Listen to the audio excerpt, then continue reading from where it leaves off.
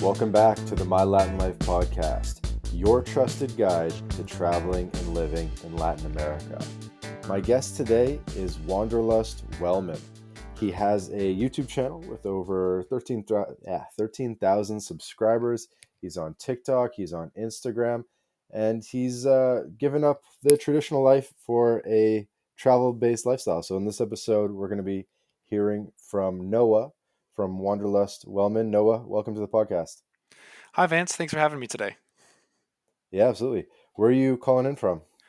So, I'm calling in from Monroe, Michigan, a small town that I'm sure many people have not heard of, but is actually my hometown and my home base while I'm not traveling at the moment. Okay, awesome. I feel like we always seem to catch people when they're at home. So it tends to happen. So maybe give us a little bit of just like the 60-second rundown from, kind of where you came from and how you got to where you're at. I see on your YouTube channel that you're everywhere. You got over 300 videos. You're in Peru, you're in Bali, Malaysia, everywhere around. So why don't you kind of walk us through how you broke free? Sure, yeah. So my story goes back to typically going to university, pursuing a 4-year degree, which I did complete, and then going from that job to actually work in research, which is very different than the kind of work I'm doing nowadays. But during that period, of course, COVID happened. I had a lot of time at home to think about my job, think about my future, think about what path I wanted to pursue. And I took the opportunity to do some online work, which actually included making videos and teaching English online, which I actually still do to this day. And from there, I was able to make enough money remotely to be able to travel more, which is something I've always been passionate about. And since then, yeah, we've been to, by me, or we, I mean, me and my wife, we visited 16 countries, including, yeah, some of the ones you've mentioned, and Mexico as well from that Latin America region. Nice. So in Latin America, Peru and Mexico.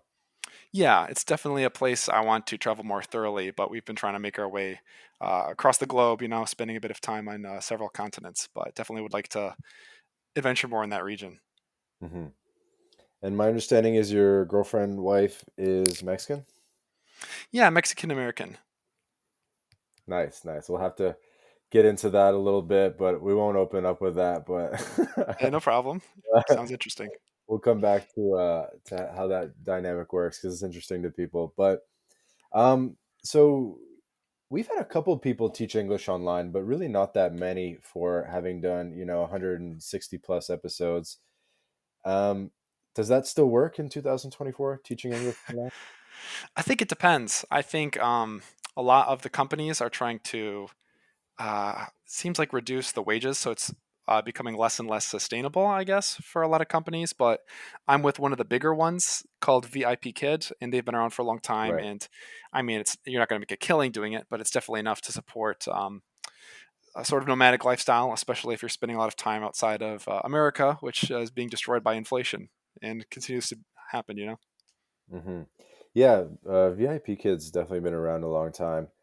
And maybe we could just do like a quick deep dive into VIP Kid or teaching English online for people that are unaware. So this particular site is a Chinese website, I believe, and so you're really teaching English to Chinese kids, and it's pretty competitive from what I understand to get the job. Like I think they want to see that you have those teach English as a second language degrees, and it takes time to sort of build a profile. Could you walk us through some of these things?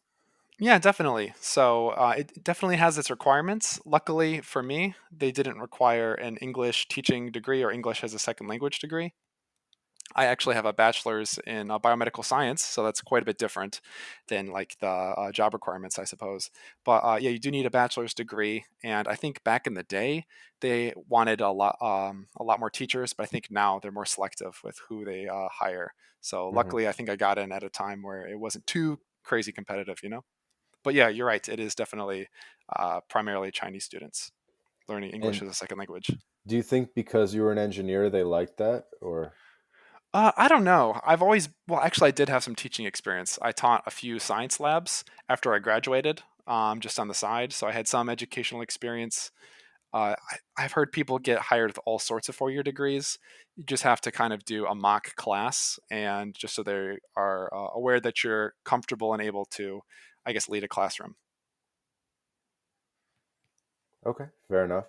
And how much do you like? What's the pay? The contract style? Is it per hour, per day? How much could people potentially make? So the way it works is you are like an independent contractor through the company, and you get paid per class, which is about 25 minutes. So roughly, if you expect to like double your pay per class, that's like your hourly pay. So it can be anywhere from on the low end, maybe like 16, 17 towards like 22. So roughly, you're thinking like working 40 hours a week, you can get like 30 to $40,000 kind of salary. But a lot of people teach a lot less. A lot of people teach a lot more, and you can totally choose your own hours and book your own slots. There's no pressure on the company for you to teach a minimum or maximum amount of classes. It's totally up to you as long as someone will want to book you. And I guess that's where you don't have the selection in that instance. Okay, well, $20 an hour roughly isn't too bad at all for maybe, maybe not in the US, but certainly to live a life abroad, that's more than enough. Yeah, and the flexibility is what really sells it to me too. So it can be totally flexible for your location and your own hours. And if you want it to be a side hustle kind of thing, then it's a really good thing to have in your back pocket. Which I've kept doing it for the last few years for that reason. And was this always the game plan, or did you just fall into traveling the world, or how did things kick off, and what was the inspiration for starting to make the YouTube videos and put yourself out there? Yeah, it's a great question. So originally, yeah, my plan was quite different. I wanted to, after getting my 4-year degree, continue on to grad school and pursue a graduate degree in physical therapy and do that. And it wasn't all I thought it was going to be. It wasn't as fulfilling and exciting. So during that COVID kind of time, yeah, I was watching a lot of YouTube, I guess, lots of travel creators, and just there's so many places I've wanted to visit. At that time, Tulum, Mexico was a place that was really hot and popping off, and it wasn't too far away. So it was a beautiful place I wanted to visit. So my wife and I, we planned the trip, and I was already making some videos as a hobby around that time, just because Mhm. during COVID I was working mostly remotely, so I had some more time to shoot around. And I've always liked making videos, but I never seriously thought it would be not that it's something I'm greatly successful at, but some sort of business or piece of revenue for me. So yeah, I just started traveling more, recording videos along the way, and it kind of just fell into place after quitting my job as a at the time a research assistant at the University of Colorado, because that was just totally mundane, boring work that didn't give me any passion or fulfillment. And traveling, seeing the world, trying to share my experiences, and hopefully give other people some ideas and information is a lot more exciting, to say the least. Yeah, let's go into that a little bit. I mean, it's something that we try to capture and convey in our podcast and on Twitter, but it's hard to. It's like this idea that when you're in the US, for whatever reason, you just don't feel as alive as you feel when you're living abroad. Yeah, definitely. It's something that's hard to put into words until you've lived it first, firsthand. So yeah, I think no matter what your situation, if you're able to carve away some time to travel or work remotely or do some sort of like exchange program or study abroad, just anything like that, I think it's even if it's not something that will completely change your life path, it's just a really profound experience that can either change your perspective or give you some things to bring back home to you, to incorporate into your life. Hmm. And what do you think was kind of missing when you were in the States? And do you think you found it abroad? That's a difficult question, but I just think mostly it was opportunity. I think it was a mixture of about being in the States and also just kind of just being locked into some societal norms, I guess. Obviously, money's important, but I didn't want to just solely focus on progressing in my career. and only living to work, I guess. And I think just being abroad, especially in some Latin American countries, I was able to really see the importance of family, the importance of spending your downtime in like a community. And like, yeah, work is important, and they're very hardworking people, especially in places like Mexico and Peru. But it's also important to, I don't know, just be more around you, or be it more around the be with the people around you more often. Whereas I feel like nowadays in America, everything's a little bit more isolated, and the sense Mm. of community is kind of really just started to fall apart a bit, I think, and especially in upcoming generations. Why do you think that is? Could be social media. There could be some elements of that. I think just community events and community centers aren't really a thing in America as much. So I just don't know if there's that glue that holds people together, and there's just much more, I guess, easily available dopamine for things you can do by yourself that give you short-term happiness, but kind of make people feel a lot more isolated and a lot less fulfilled day by day. Hmm. If I had to guess, but it's a hard question to answer, you know? Yeah, we try to talk about this on Twitter and stuff. Is that how Latin America and really anywhere outside the U.S. is much more family friendly, and one of the big, you know, reasons people why someone wouldn't move abroad is they would say, well, I want to, give my kids the opportunity in the US, the American dream, the schools here. And part of what we have to do is sort of present this alternative that says, well, look, don't you know that the whole rest of the world is actually way more kid friendly, that they value kids more, kids are more integrated in sort of, I don't know, the dynamic of the society, things like that. Yeah, I definitely agree. I think that's a huge misconception. And I think that's, like, again, something you can only really experience and understand if you're not educated, or if you don't like open yourself up to those ideas, if you just leave the country and experience that with your own eyes. But yeah, I feel like a lot of people think that America is the top place to be, which there's definitely a lot of reasons why they might think that, or there's lots of pros to being in America, but it's has a lot of faults, and I think, yeah, that's a big one for sure. I imagine your Mexican side of the family, they celebrate more. They celebrate every little birthday, everything they possibly can. Yeah, that's definitely one of the problems, or it's not a huge problem, but when we're traveling, it's we're always missing someone's birthday, we're always missing some event, especially when we're gone for a few months, you know. So, yeah, they definitely love to celebrate and enjoy the little things, and just be with each other and be with family. Which my family is very spread out, so it's a huge dichotomy between how I grew up and how my wife grew up. So it's really cool, seeing that side of Mexican American culture, or just Latin American culture in general. Hmm.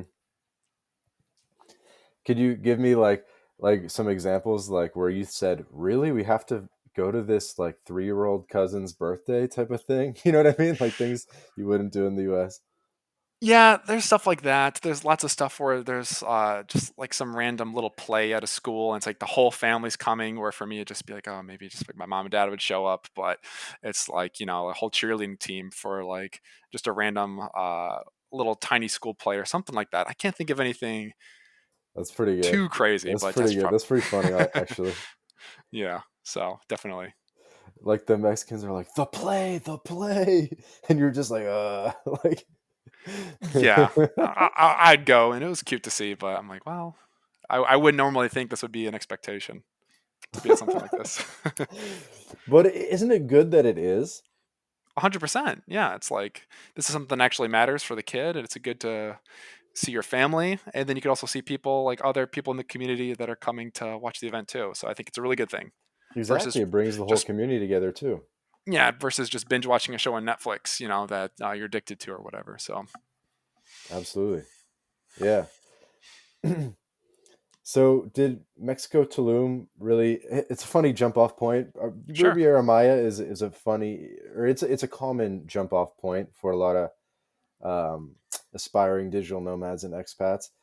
Um, so that was that kind of where you kicked things off, and then you kind of went in a different direction. I get that you do so much Asia travel because working with VIP Kid probably makes Mhm. the most sense for the time zone. And hell yeah, Bingo. I'm trying to go to Japan too one day. But tell us kind of how you went, from Mexico to turning this into a more viable thing, where you said, okay, I'm confident maybe in my finances, whatever, and to make it more sustainable? Yeah, so um, yeah, Mexico was a good starting off point. One because of location and just familiarity, I guess, culturally. So it was a good starting off point for me and my wife. She was a little bit more not hesitant, but I guess a little bit more anxious about like going out into the world and putting herself out there. So after that, there's been tons of places we've wanted to go. I've always been inspired to visit just many different places across the world. So Mexico was definitely one, but from there we wanted to go to Italy, to go to Peru after that. We honeymooned in Hawaii, which I guess that's still America, but it still has a very different like feel and culture, and the landscape's certainly different. And then yeah, we wanted to just go do some longer trips in Asia. So as long as we had the ability to make money online, it's just really whatever place we set our eyes on. Of course, budget comes into play for that too, but yeah, I don't know. It's just anywhere that's been interesting to us, and there's quite a few places that meet that criteria. Hmm.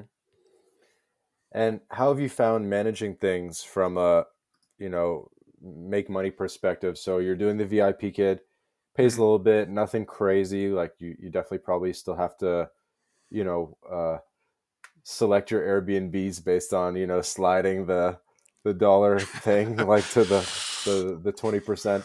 Yeah, we go But left, not right. That's for yeah, sure. you go, yeah, you slide it to the left, like okay, less than $1,500 a month, something like that. Yeah. Um, so you've it's been sort of part of your plan to have content creation Mhm. and maybe freelancing, video editing help Yeah. supplement your income. Yeah, definitely. And traveling does not have to be something expensive. That's I don't know if that's like a stereotype anymore, but definitely it's not this unattainable thing unless you're totally loaded. You can make it work for almost any budget. Of course, you need some money, some stability, some savings, some security nets, but you can find good flights. You can use credit card travel points to get better deals.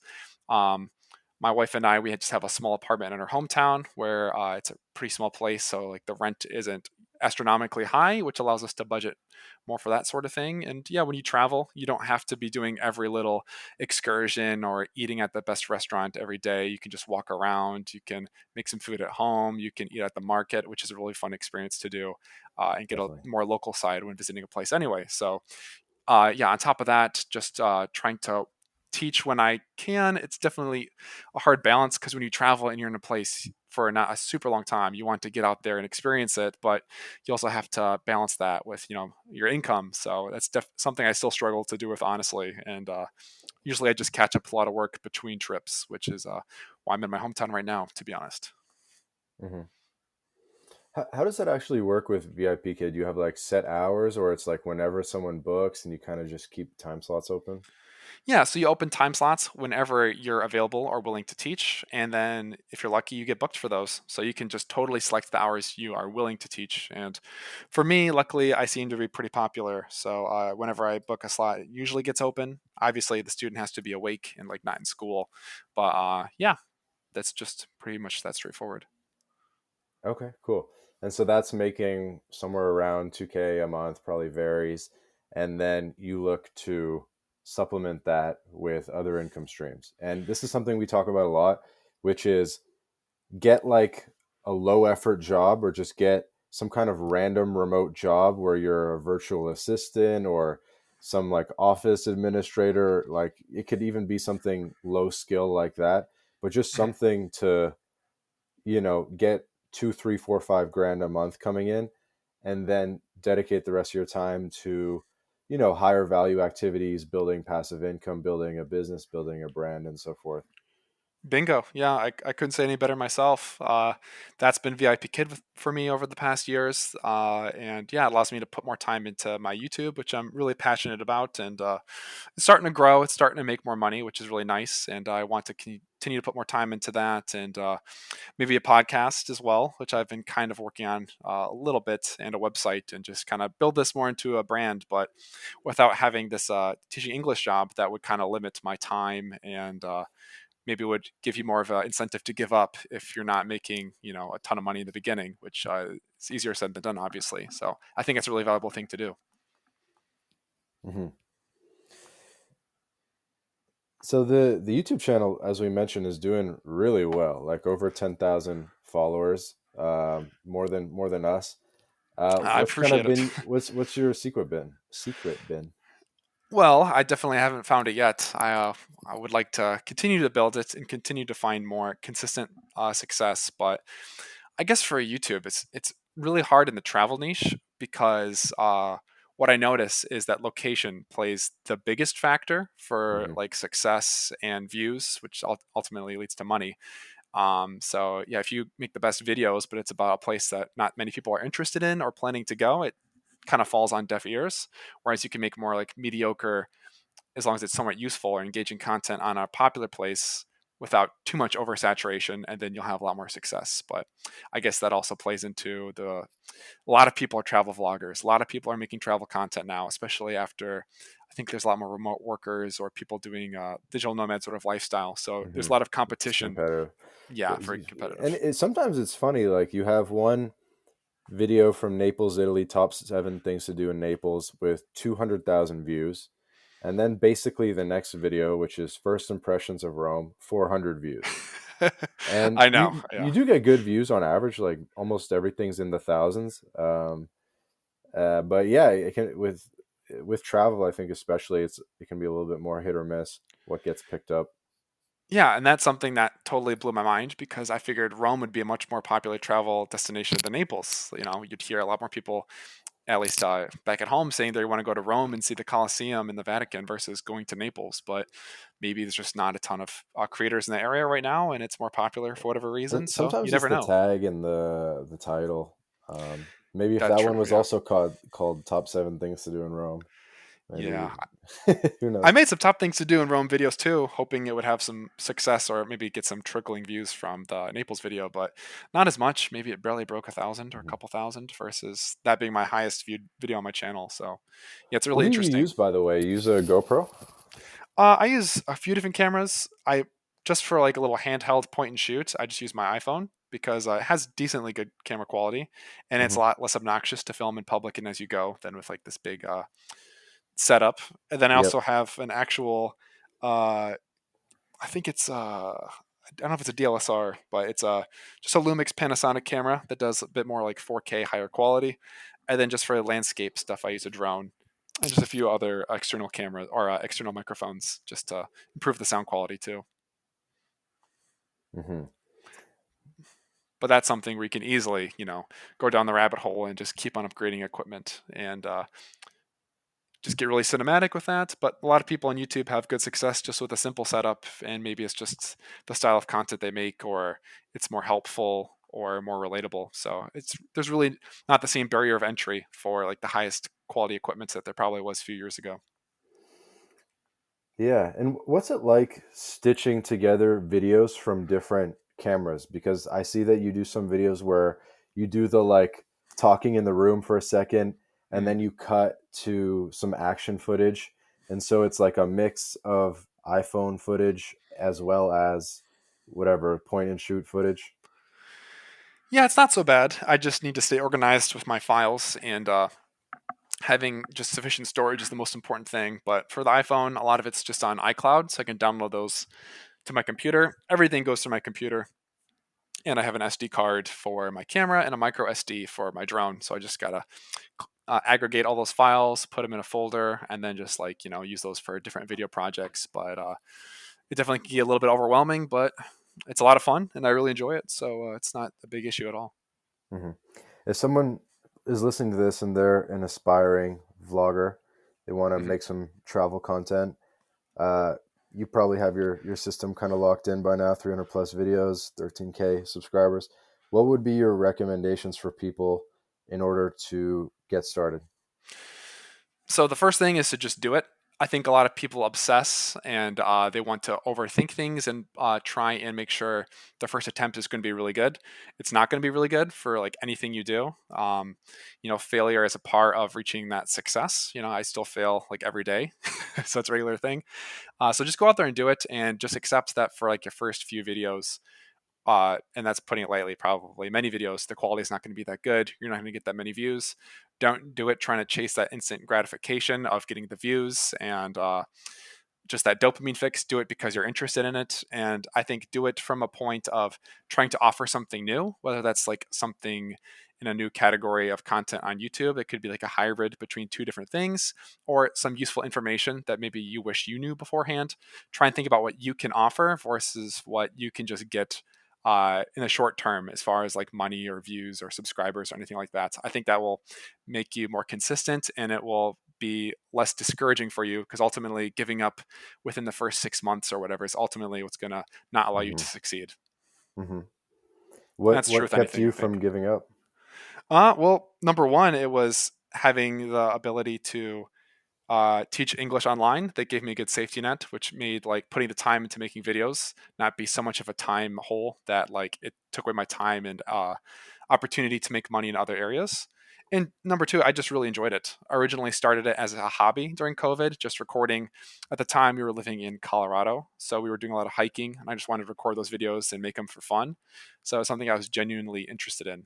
And yeah, I did find some success along the way, and my channel shaped up to be more of like a travel guide, kind of travel vlog, giving you ideas and maybe hopefully some motivation to visit some parts of the world. So I think those two things are important.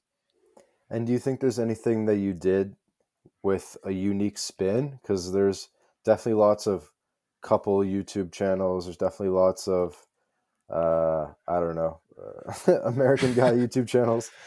Did you do anything different to try to bring a bit of an edge or angle to it? It's a good question. Yeah, I've always kind of think I shot myself in the foot by not leaning more into the couples channel kind of thing because we have an interesting dynamic, me and my wife, her being Latin American and she's a little bit more soft spoken. I'm a little bit more of a rambling lunatic sometimes it feels like, but I don't know. Just trying to think about the kind of travel videos I would be interested in actually watching, trying to think if this is actually entertaining and just offering information that maybe you don't see a ton of people making content on too. So it doesn't have to be just like a big top things to do in like whatever area. It could be top places to eat if that's not a huge thing that's covered, or it can be like hikes or beaches. You can start on these little smaller subtopics and see if there's information you can offer from your own experiences. And maybe not a lot of people are making content on that, but just be yourself, be authentic, and hopefully that'll shine through too and make people want to continue to watch your videos. Mhm.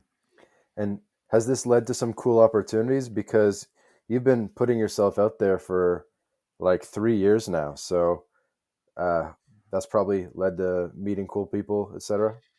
Yeah, it's definitely been a good way to stay in touch and talk to people that are also traveling. There's a little bit of a small, uh, I guess, like a micro content creator kind of community with people who are traveling, trying to live a similar sort of lifestyle, trying to have more freedom of location and freedom to not just be in one place working a job your entire life. So I think it's been cool to meet lots of like-minded people on the road and just in the comments and checking into each other's videos and things like that. Professionally, we'll see. Just got to keep on going. Haven't had any big like sponsorships or collaborations yet. I've been just trying to focus on improving my content, making consistent videos that people will find useful, and then branching out in that aspect. Okay. Yeah, it definitely makes sense. How do you connect with the people from like other YouTubers or whatever? Are you like in some groups or you just cold email them or how do you create those connections? Instagram DMs? Yeah, a lot of it's Instagram DMs. A lot of it is people on YouTube you can see making similar sort of content towards or that you are, or they'll comment on your videos and you can like check out their journey and comment and follow along. And then yeah, we made some good friends that way. People we keep in touch with to this day, and it's a good way to link up with people while we're traveling because a lot of places we don't have a community built when we go to them. So if we can meet some other people traveling, then like especially people we already know, that's a great way to have some sort of basis. Of course, it's really nice to meet local people and have that community when we're visiting places, but traveling is really nice. It can be very isolating as well, especially if you're in a place where you're Hmm. not going to work and you don't have a way to meet people in the community. So I guess meeting up with these people or linking up on DMs or even doing like Skype calls and just checking in with them while you're traveling is a good way to have more of that social sort of requirements met. Definitely. Who are some of your favorite travel bloggers or I guess who are some of the and I guess related question, who are some of the travel bloggers or influencers that you interact with the most? Yeah, so one of the ones that we interact with a lot is Witty Travels. They're also like American based, and I actually found out about them when I was researching my trip to Tulum, and they made some just videos of their time there. So I commented on their stuff, and we've been in contact with them. Witty Travels, Wity. Yeah, WITY. Hey guys, quick break from the podcast to tell you about job stacking. If you're a remote or hybrid worker looking to maximize your earning potential, then Rolf Haltza, author of Job Stacking, guarantees you'll be able to double your income by implementing his paycheck multiplication layering method. This is the exact system Rolf has used to take his own income and those of many others beyond 20K a month.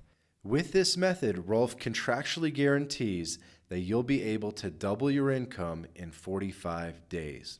So, if you're interested in unleashing your earning potential and doubling your income, then click the link in the description and book a call with Rolf right now. Hey guys, quick break from the episode to tell you about BitRefill. BitRefill allows you to shop online and in person without banks, converting your crypto directly into merchant balance. We're talking gift cards to Nike, Amazon, Apple, Airbnb, Hotels.com, and many more, all paid for with crypto. BitRefill offers more than 10,000 gift card options in 180 countries all across Latin America, including Brazil, Colombia, Mexico, Argentina, El Salvador, and many more. You can also apply the code MyLatinLife at checkout to get 10% back on your first purchase. Go to bitrefill.com for more information. Forgot to mention, by the way, if you do the podcast, I'm happy to be one of your first 10 guests. I appreciate it. Thanks a lot, Vance. Yeah. I remember when I first started hitting people up for the podcast, a few people said, I'll do it once you hit 10 or 20 episodes.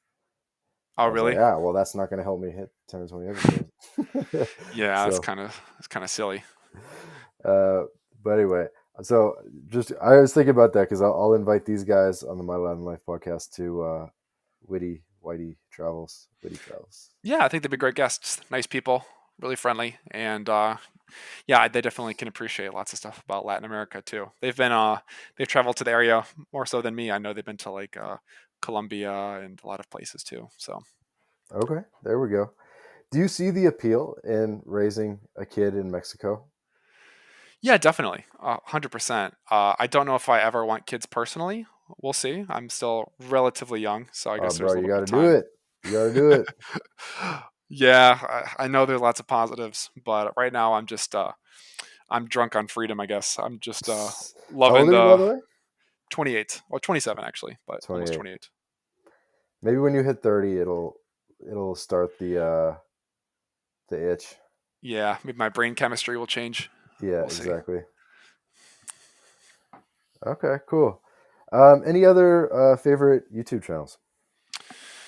I'm trying to think of some smaller ones. The big ones probably don't need shout outs, you know. So, Well, uh, who inspired you?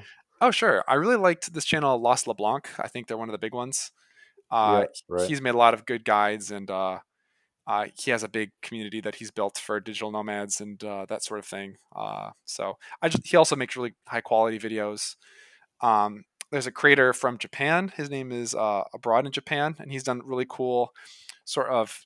He's got that dry British kind of personality and humor, and he does these cool kind of like adventure series around the country too, which is something I like to try and emulate to a certain extent. I take a lot of inspiration from that because I like making useful kind of travel guides and top things to do, but I also like making videos that capture the adventurous side of travel more and maybe give people a different kind of view and I don't know, just want to adventure themselves, maybe something like that. So those are two other big inspirations, I guess. Mm. Yeah, this is abroad in Japan. I've never seen this one, and this guy's getting 1 million views per video, basically. Do you think it's Japanese people watching it? Because sometimes that's the case where there's this kind of thing where people from the country watch the videos more than foreigners sometimes because they like seeing a gringo in their country like doing the stuff. Oh, that's definitely a thing. That's been happening to me a lot on. Well, I think for him, I think he has a lot of international audience, but also a lot of Japanese audience. It's just a massive audience. But from my own experience, right now, I'm having one of my first impressions of Lima video do really well, and it's mostly people who are Peruvian just taking pride in someone visiting the country and having a good time. So I think a lot of people do play into that. They say like, I'm going to this country for the first time, and they're just saying, wow, this is great, everything's amazing. And people from that country just love Hmm. it. It's it's like catnip to them, so they want to just comment and show their love for the people loving their country, and it's going to be the bulk of people from that country commenting on those videos. But then, of course, if you change location, those people are not going to be as interested. So it's kind of like a short term great success, but unless you're just going to base yourself on that country for your content, you're kind of Right. harming yourself in the long run, I notice. Yeah, I don't know if you've heard of this guy, Johnny FD. Johnny FD. I have Yeah, not. No. you can Google him. He was like kind of one of the first digital nomads, and he was making YouTube videos, and he really kind of blew up in the pandemic because he was stuck in Sri Lanka, and Oh, he no started kidding. making dozens of videos about Sri Lanka. And since he was the only foreigner in Sri Lanka, all the Sri Lankans were watching him, like just mosey about Sri Lanka during COVID and complain about masks and this and that. And Hmm. then lots of foreigners were watching him because he was the only person providing insight into what was happening in the country, kind of on the ground. And so his Interesting. videos were doing really well, whatever, 30K views per video. And then he decided to leave Sri Lanka and he went to, I forget where he went. I mean, he goes everywhere, but he went to Greece or something. And he kept making the same types of videos, but he lost like the entire Sri Lankan viewer base, and he's had to kind of keep reinventing himself with this stuff. He was in Ukraine for a while during the war there, and he was getting all these local views. And then every time, it's like when you I don't know. I think it's a bit of a curse that happens to a lot of people that niche themselves on a particular country, is that if you leave that country, then like what are you supposed to do? So that's why I never wanted to make my thing like whatever abroad Hmm. in Mexico. Like what is abroad in Japan going to do if he leaves Japan? This guy's like completely pigeonholed. So it's a blessing and a curse. Yeah, exactly, exactly. And yeah, I just checked out that Johnny FDI's channel, and yeah, there's 249,000 subscribers, and his recent video has like 700 views. So yeah, I guess that kind of goes to show that point. So yeah, I think that's definitely a thing for sure. That's And it. also, if you get a lot of views in these countries, outside of like a Western audience, you're going to make a lot less advertisement revenue as well, True. because advertisers aren't going to be as interested in selling them a product that they're not going to buy. So that's Like something to so keep in much mind as less, well. it's insane. It really is, honestly. Like 1/10. Yeah, I haven't been or had a ton of viewership from areas like India, but that's a big one, for example, where people get a lot of views, like millions of views. But I don't think you make as much per view, so it's a lot less than even like 100,000 video or views on some other video. Hmm. Yeah, And kind of a related thing, one of the reasons that maybe locals want to watch a foreigner's videos is to see their viewpoint of the country. And this is kind of a soft pivot here. But sure. when you now go back to the USA, you're experiencing the USA with new eyes. You're almost experiencing the USA like a foreigner would. And there's something that we call reverse culture shock. Have you experienced, now that you're back in Michigan, a bit of reverse culture shock? Yeah, absolutely. The first time I experienced diverse culture shock, I was about 20. I just returned from I spent a semester studying abroad in Japan, actually, and that was a massive case of reverse culture shock because they're a very organized, polite kind of everything is done very considerately. You're very mindful and like considerate of the people around you. Versus and I returned in Chicago O'Hare Airport, and it was just couldn't be more of a different experience. So yeah, I've definitely experienced or seeing America through new eyes in that aspect. And yeah, just the cities here don't have the same quality as many cities abroad. People talk about how dangerous Mexico City is, or maybe they don't anymore, which I'm sure there are areas where it is dangerous. I haven't explored Mexico City thoroughly, but I know just walking down the streets of any major America city, I'll feel a lot more alarmed and, not at ease as walking downtown Mexico City or Lima or anywhere like that. Hmm. Hit me with some more reverse culture shocks. Sure. So yeah, I guess just the cities here just not being that great either. Public transportation is just really a joke, honestly. Especially Asia is like the highest standard I've experienced, but even in places like Mexico City, the metro was really good. It was really safe, really clean compared to Chicago, which is one of the cleaner metros, or so they say. I've never taken it in New York, but that's a good example there. Just things here are not affordable, not just like due to inflation. Well, I guess it is due to inflation, but even like small things like eating out. I feel like in other countries, there's a much bigger scope of like access. Like you'll still have the super high end luxury stuff, but you can also go to like a market and maybe eat some like more street food kind of options. So you can Hmm. still eat out no matter like your income level in other countries more so versus here eating out is more of like a luxurious thing unless you're eating fast food or something which is pretty much poison. And the food quality in America is another big one. Lots of chemicals and preservatives and stuff like that, which when you come back home after traveling for a long time, some of these foods will make you feel a little sick and ill or break out with like acne and stuff just because of all uh, the not good stuff, I guess, that's in the food that your body's not used to anymore.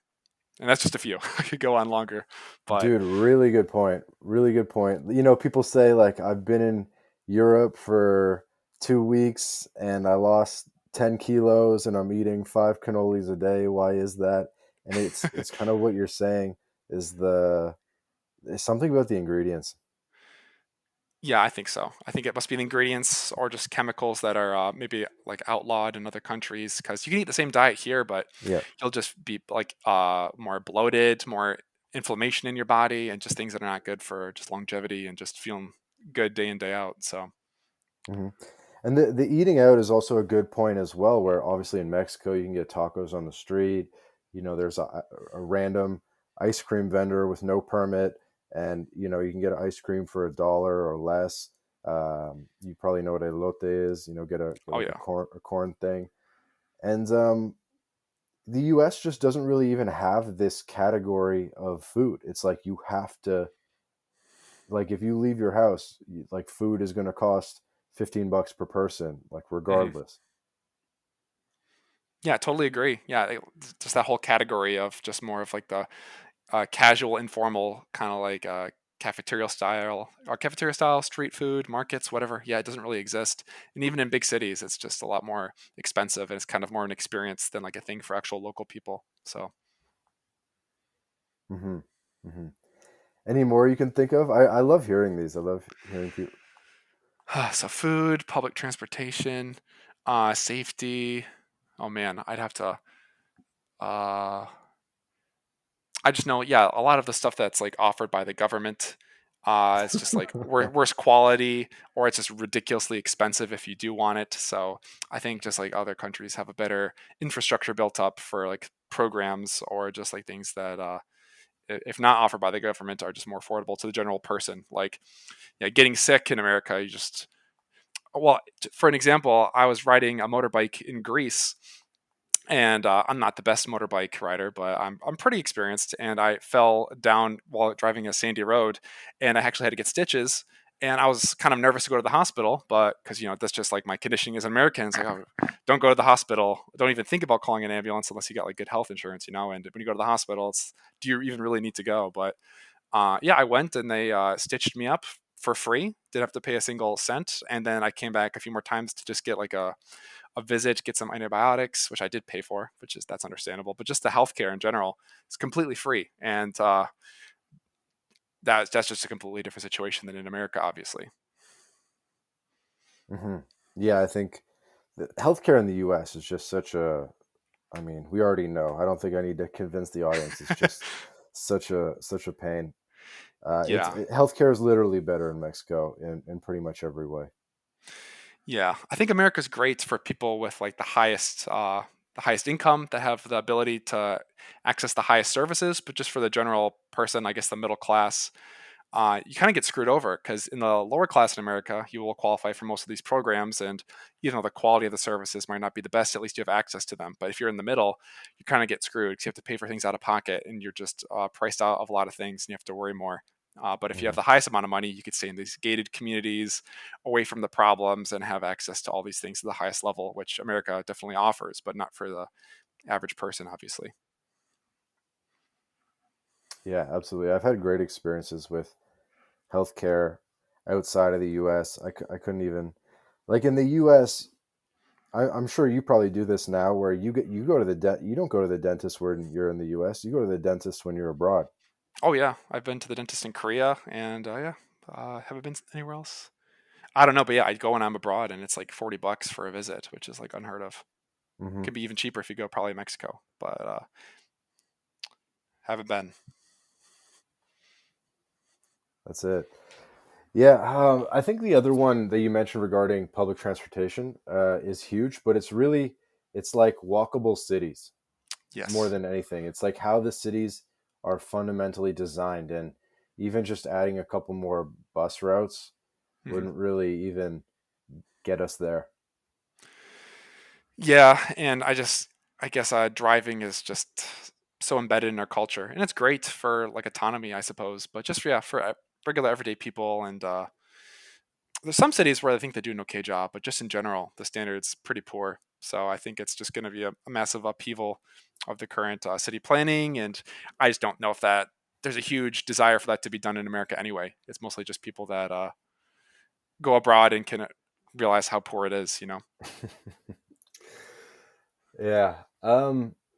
One other thing you mentioned that I thought would be cool to touch upon is you kind of said that you're keeping a base in the U.S. in Michigan, just like a modest. I think you said like a modest little apartment, and that way you kind of have a base, and then what? I guess your local airport is maybe the Detroit or Chicago International Airport, Hmm. and you've kind of set up this not like snowbird model, but this kind of like on and off model. No, Snowbird's not too far away from the truth, but yeah, I guess it is more of an on and off model. Um, what we found is we definitely want to be a bit nomadic, but not fully on the road, not fully just like going from country to country, jumping around. It's nice to have some stability in your life. And while traveling and seeing the world is great and beautiful, I do think it's important to have somewhat of a community and somewhat of a home base if possible. And if you move abroad, that's a great way to do that and start over. And I'm sure that comes with a lot of challenges, but it's ultimately rewarding. But for us, we just have a lot of family and friends in our hometown and area, and we would come back here to visit anyway. So if you were to move somewhere else and start over, we'd still be flying back home and then flying back out. But we still want to go from place to place and see lots of places in the world. So it works really well to just have, yeah, a small apartment, just a one bedroom, just a decent place around friends and family, so we can just come back, have a place to hunker down and work and catch up with people, but also be able to have more financial freedom to be able to travel around and just to live the kind of life we want to live. It's just the best kind of hybrid between the travel and the adventures and the community and family and stuff. So Hmm. it's working so far. Definitely makes sense, and I think it can make sense both for people from small towns and people from big cities. You know, if you're from a big city, it's probably pretty easy to maybe buy a condo, rent it out 6 months a year when you're not there, type of thing, and Yeah. that way, I don't know, you at least have a bit of a base there, and big cities have that the networking opportunities and so forth. And then for the small town, well, you can buy a house for I don't know, like 250K or something like that, right? And that way you can maintain like a permanent base in the small town, while also when you get bored of it, or you want to avoid those winters, go abroad. Yeah, there's definitely many ways to do it. You know, this is what works for us, but I'm sure there's many other ways. Some people just sell all their belongings and either just like find a place to rent, like maybe an Airbnb or something when they're back, or they stay with friends and family. But for me, that I think that would get a little bit tiring. Well, really tiring, really quickly. So this way, we can just renew our lease for our apartment if we still decide we want to do it, or if we want to get a house someday, we can do that. Or if we decide we want to be fully nomadic again, we could do that. But yeah, it's definitely not like a one size fits all approach. There's lots of different options. What do you actually do for healthcare when you're in the US? Because it sounds like I haven't asked how much time per year you spend in the US, but it sounds like it's more than a month. So, Yeah, definitely. So it depends on the year. It can be anywhere from like half the year to like a third of the year or two-thirds of the year. It really just depends on the year. But usually for the United States, I can adjust my income to apply for state healthcare because there's lots of write-offs for my job. So my actual adjusted income, when you incorporate all these travel expenses subtracted from my income, I can qualify for that sort of thing. So I don't have to pay a huge out-of-pocket lump of money for healthcare here. And when I travel, there's just like a variety of other different healthcares you can use, like safety wings that cover Hmm. more of the digital nomad kind of lifestyle. So you can just get like a general healthcare plan when you're traveling in a certain area for whatever uh, duration of time. Hmm. So you do more than a month per year in the States, and what you do is you get a state healthcare plan, a Michigan state healthcare plan, and because your income is relatively low, you qualify for certain benefits. Yeah, exactly. After adjusting, Hmm. You bring up something interesting. I haven't really talked about this much. I'm kind of spitballing here as we're wrapping up. But sure. if someone is a digital nomad and they're looking to travel the world and they plan on traveling the world anyway, Hmm. why not either start a USLLC Hmm. travel business or maybe buy a blog that already exists with like a little bit of income or something? And then that way you have a legit travel business, and then you can expense the shit out of all of your travel expenses that you have coming up. Shh, you're giving away my secrets. No, but no, that's a really good point. Yeah, if you have some income tied to it, then yeah, you can write off these expenses if they're anyway like attached. Obviously, I'm not a tax expert. This is just from my own experience, not my expertise. But yeah, that's a really smart way to make it a loophole. So you don't burn through all your income the same way. Right? Because you could make a travel blog that earns like a little bit of money, or you could even buy one. Like you can go on flippa.com or something, buy a travel blog that makes maybe $100 a month, right? And so in that sense, it is a legit business. Yeah. And then you just start running all your expenses through there, and the business would probably operate at a loss unless you um, augmented that income somehow. But I think Hmm. you're allowed to even operate at a loss for like 3 years before it's deemed a hobby or something like that. So I think you can operate it at a loss, and then whatever other earned income you have from your actual job, you can subtract the losses against your net income. Hmm. I mean, yeah, that's more or less what I do. It sounds like you're a little bit more knowledgeable about this stuff than me, though. But yeah, in theory, it makes sense to me. Yeah, so I feel like almost every digital nomad or expat should just have some type of travel related business that they can just expense all their random travel stuff against. Yeah, I think so. I think it would, yeah, make it a lot less expensive, and as long as it's not too much of like a time sink to put all your energy into making a blog or making videos. If it's something you're interested in, then that's a good way to make it seem less daunting and be more sustainable in the future. So yeah, I totally agree. All right. So for the people that made it to the end of the episode, get a little nugget for you there.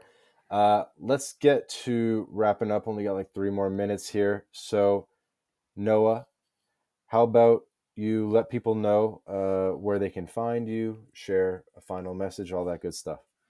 Yeah, absolutely. So you can find me primarily at Wanderlust Wellman on YouTube. I make just travel content more geared for the sort of like budget, adventurous kind of traveler. So we're going to talk about like some major things to see, but also having some authentic experiences with local people, seeing the landscape, getting away from the crowds. So if that kind of resonates with you, check out my content. You can also find me on Instagram.